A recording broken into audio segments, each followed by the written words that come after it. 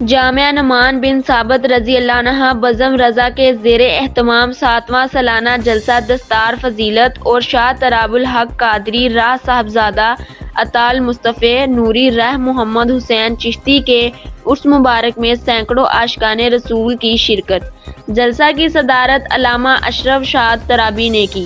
سالانہ جلسہ دستار فضیلت سے علامہ ڈاکٹر اشرف آصف جلالی صاحبزادہ شاہ سراج الحق قادری ترابی اور سید لطیف البغدادی عراقی نے جلسہ دستار فضیلت سے خطاب میں کہا، قرآن و سنت کے فروغ کے لیے ہمیں متحد ہو کر آگے بڑھنا ہوگا اور اس وقت ملک کو درپیش مشکلات کا سامنا ہے۔ اس کا واحد حل نفاذ نظام مصطفی کا عالمی نفاذ ہے۔ اور مزید قائدان اہل سنت نے کہا، پاکستان کو بنانے میں ہمارے بزرگوں کا خون شامل ہے۔ ہم اپنے وطن کی خوشحالی، ترقی، کامیابی کے لیے کسی قربانی سے دریغ نہیں کریں گے۔ مدراس ہمارے اسلام کے قلعے ہیں۔ اہل سنت نے ہمیشہ امن سلامتی کو فروغ دیا ہے۔ جلسہ میں قرآن پاک حفظ اور درس نظامی کرنے والے طلباء کی دستار بندی کی گئی۔